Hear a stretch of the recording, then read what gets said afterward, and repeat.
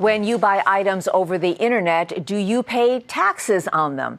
Apparently, a lot of us don't. Now there's some new legislation moving forward in the Senate that's aimed at making sure everyone pays up no matter what state they live in. And a vote could come this week. Eamon Javers is with us now from Washington with more on this very controversial legislation. So, Eamon, who's behind this move on collecting more sales tax? Well, that's a good question. It's something the retail industry has wanted to do for more than a decade. Make sure internet vendors collect sales tax for products sold online. And today, the United States Senate is taking up a bill that would allow states to collect sales taxes from out-of-state companies. There are some items where consumers are very price sensitive, and online retailers who do not collect sales taxes can sometimes undercut the price a brick and mortar retailer can charge by 10 or more % just because of this situation. And that adds up to big money for hard-hit state budgets, which has captured the attention of lawmakers here in Washington. My state loses about $103 million last year alone. That's a pretty big chunk of our budget. That sounds silly to California. On the other hand, California loses about $4 billion plus. Amazon, the nation's leading online retailer, supports the bill, preferring the simplicity of one national standard. But eBay and others have criticized the measure, arguing that mom-and-pop vendors who use online sales sites just aren't equipped to collect sales taxes in jurisdictions across the country. Today, a new opponent came out against the bill, the financial services industry, which says it fears this could be a backdoor to a financial transactions tax. We don't know that for a fact, but the fact that the way this bill is drafted opens up the question that it could apply to services and could apply potentially to electronic trades or discount trades done electronically, raises a concern that we think Congress should spend time looking at before establishing a mechanism that would allow the states to do that. White House spokesman Jay Carney today said the president supports the measure, and he noted the bipartisan support for the idea. The bill, titled the Marketplace Fairness Act, was introduced by Wyoming Republican Senator Mike Enzi. Back to you. Eamon, thank you very much. We've got two opposing points of view on this topic. David Quam is the Director of Federal Relations for the National Governors Association, and Steve BelBianco is Executive Director for NetChoice Coalition, an advocacy group that protects online commerce. Steve, let me begin with you. Why do you oppose this legislation? Yeah, fairness has lost all meaning in this town. I mean, how can it be fair when you're going to force businesses in all 50 states to face audits, tax demands from tax collectors in 46 different states where those businesses have no presence at all? It's really becoming a burden and a barrier on businesses that want to reach customers all around the country. David Quam, what's your response? I think Steve's version of fair is a little bit off.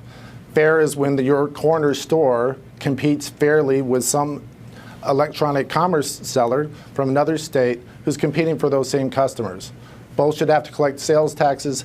Both should be allowed to compete on an even ground. That's what's fair. Steve, back to you with a follow. Why do such companies as Amazon and Walmart find themselves both supporting this when they do a lot of online commerce? Yeah, that's easy because it's ridiculous to say that the internet doesn't subject itself to sales taxes. 19 of the top 20 e-retailers already collect for all the states that have a sales tax. And Amazon will be collecting for over half the U.S. population later this year under current law. You see, e-commerce is subject to sales tax, and more big e-retailers like Walmart, Target, and Amazon already have to collect. And when you already have to collect, you'll take any amount of simplification because it helps a little, especially if it puts burdens on the businesses you compete with. Mr. Quam, why don't you answer Steve there, but also answer the question that I've read that this proposal that is in the Senate and then would presumably go to the House would unfairly burden small internet retailers, most especially in states where there are no sales taxes now, like Montana, like New Hampshire, and several others. You know, fairness means a lot of things. And for those states without a sales tax, those companies, if they're going to do online business and do business in another state, they need to play by that state's rules. And that includes collecting sales tax. And in an internet age with technology, that can be done. As far as what's being collected online already, for those companies who are already present everywhere, they are collecting and have been collecting. But electronic retail means there are not the same borders anymore. And so your corner store who does not get an exemption from sales tax is having to compete against people who don't have to collect. Now, every citizen is supposed to remit that use tax, but at the end of the day, this is a collection issue for states. It's about fairness for companies and competition and making it better for consumers who can have more robust competition between retailers. Steve, what about that? What about the idea that the little guy is, or the online retailer has an unfair advantage in these matters? And number two, as you pointed out just a moment ago, many of these companies are already collecting and remitting sales tax. Why shouldn't all of them do it? Yeah, you have to. Every place that you have a physical presence, you've got to collect. And as far as Main Street being at a disadvantage, take a look at what happened in states like Texas, Pennsylvania, New York, and California when Amazon.com began collecting sales tax.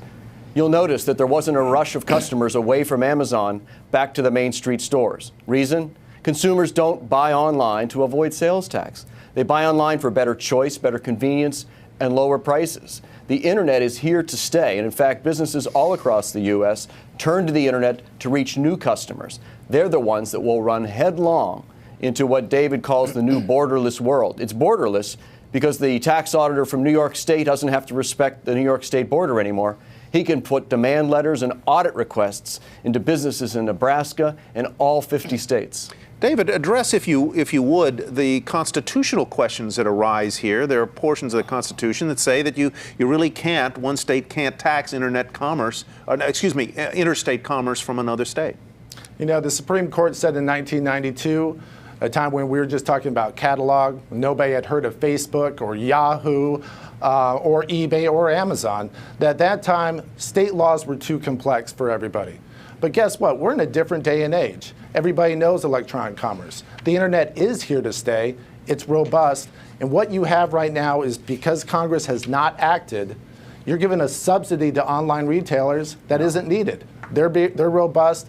What we need to do is treat everybody the same. If you're going to look for customers in a state that has a sales tax, you should collect and remit just like everybody else in that state does. Steve, you got the first word. David got the last. Thank you both for joining us tonight.